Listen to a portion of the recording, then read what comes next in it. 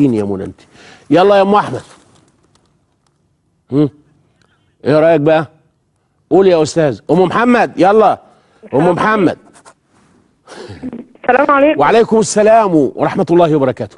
والله انا عايزه حضرتك تسمعني كويس جدا. عندك شك في كده؟ انت عندك شك في كده؟ ليه بتقولوا مقدمات تزعل ليه؟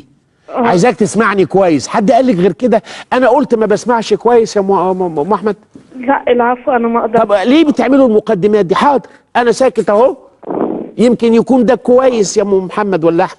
قول قول يا حبيبتي قول. بص حضرتك، اديني باصص اهو. 41 سنه ومتجوزه وعندي اولاد، وعارفه الصح من الغلط في كل حاجه، وعارفه الحلال من الحرام في كل حاجه، لكن انا ما بعملش حاجه غلط، لكن بحس اني ما بعملش حاجه صح.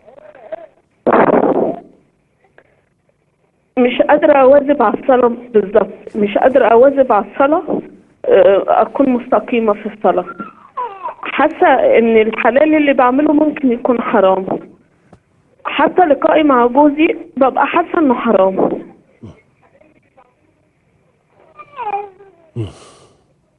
انا سامعه ولا هفتح بق الا لما تخلصي. مش عارفه اعالج نفسي من اللي انا فيه ده. حاضر هشكرك واجاوب. اقول انا بقى كده. اولا الاحساس كله في الزباله،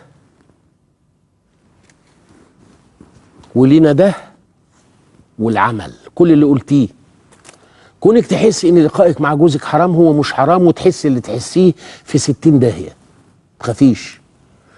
انما تحسي تقولي مش مواظبه على الصلاه، اسف، جهنم قاعده، يا تخافي منها يا تصلي.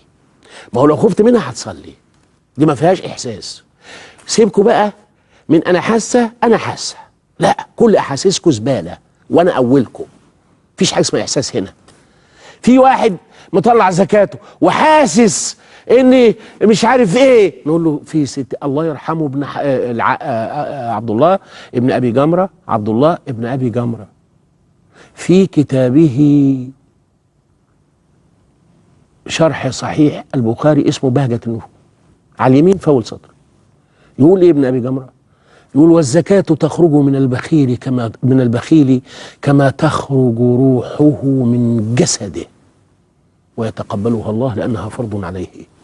يعني مش لازم إنك تطلع الزكاة وأنت مبسوط وحاسس بفرحة، لا، عليك 5000 جنيه هاتهم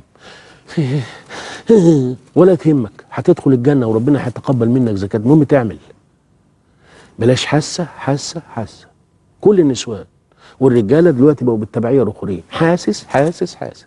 تخلص من هذا الوسواس القذر اللي هيدمرك ويخليك تمشي وراء احساسك فتقول بلاش. ويجي جوزك يقول لك ما دمت حاسه ان اللقاء بينكم حرام، الا اذا كان رامي عليك 40 يوم طلاق وانت عارفه وبتطنشيني انه حرام، تقولي له لا اصله حرام، رحت النار في السهوله. لا خلاص، ما يطلبك او تطلبيه. وطبعا ما فيش حاجه اسمها طلب على فكره، انا مش مؤمن بان واحد يطلب ايه؟ هو ده بيطلب بالذمه؟ بتقول ايه يا منى؟ فاصل، لازم اقول فاصل احتراما للفاصل ثم